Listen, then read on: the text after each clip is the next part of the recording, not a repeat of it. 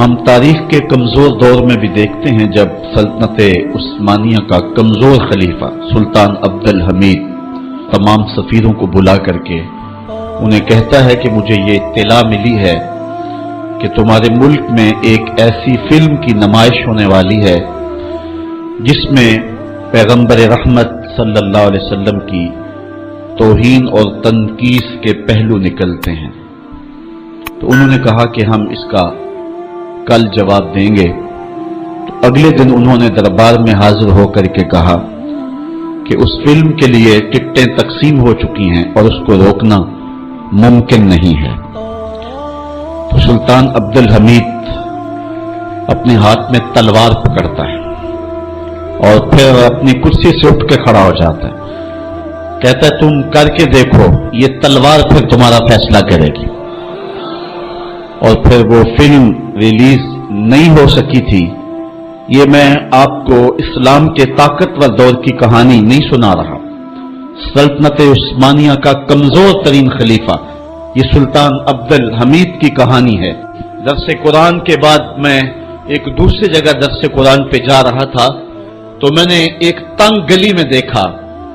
کہ ایک بوڑھا شخص تھا جس کی عمر کوئی 80 سال کے قریب ہوگی۔ اس کا حلیہ بھی نہیں بتا رہا تھا کہ وہ کوئی مذہبی شخص ہے، اس کی وضاحت بھی ایسی تھی اور اس کا لباس بھی کچھ ایسا تھا، لیکن اپنے 10 یا 12 سال کے پوتے کو اس نے بٹھایا تھا موٹر سائیکل پہ اور پیچھے خود بیٹھا ہوا تھا اور ہاتھ میں پلے کارڈ اٹھایا ہوا تھا، اس اوپر لکھا تھا کالی کملی والے تم پہ لاکھوں سلام۔ اور وہ گلیوں میں گھومتا تھا اور اس کی آنکھوں میں جو آنسو اور چمک تھی وہ بتا رہی تھی اور مغرب کو پیغام دے رہی تھی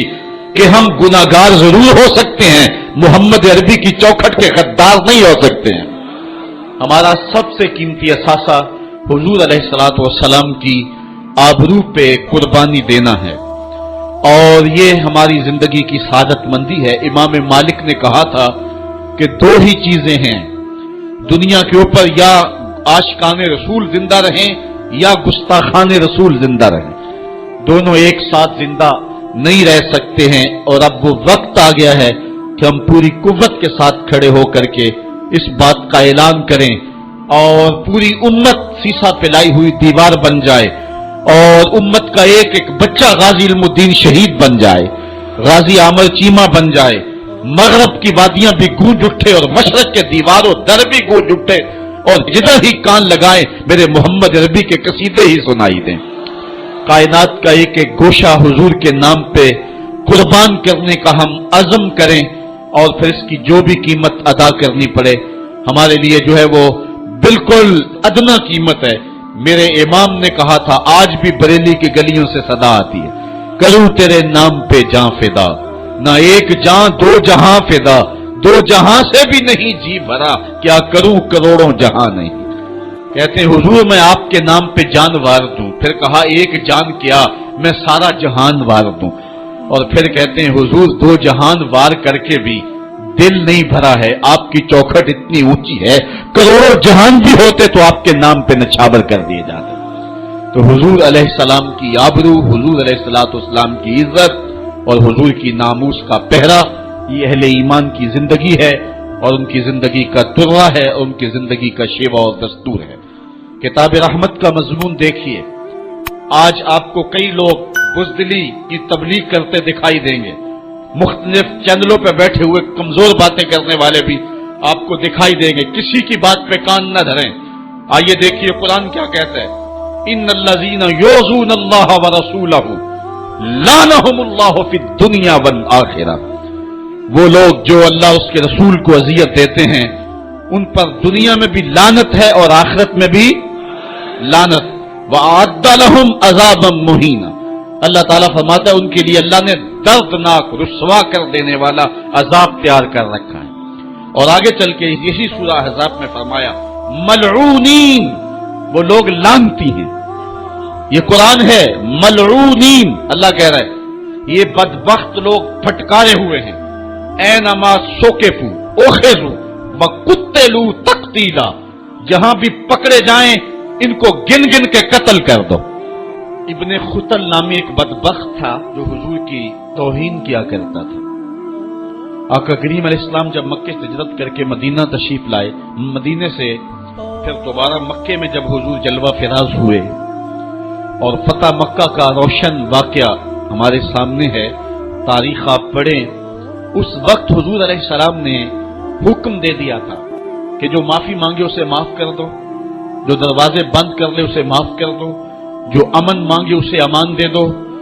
جو ہتھیار پھینک دے اسے امن دے دو، جو معذرت کرے اس کی معذرت قبول کر لو۔ لیکن کچھ بدبخت گستاخان رسول کے بارے میں فرمایا یہ جہاں بھی ملے ان کے ٹکڑے کر دو۔ ان میں سے ایک بدبخت ابن خطل تھا، اس کی دو لونڈیاں تھیں، یہ دونوں گا گا کے تنقید کرتی تھی حضور کی اور یہ شعر لکھتا تھا۔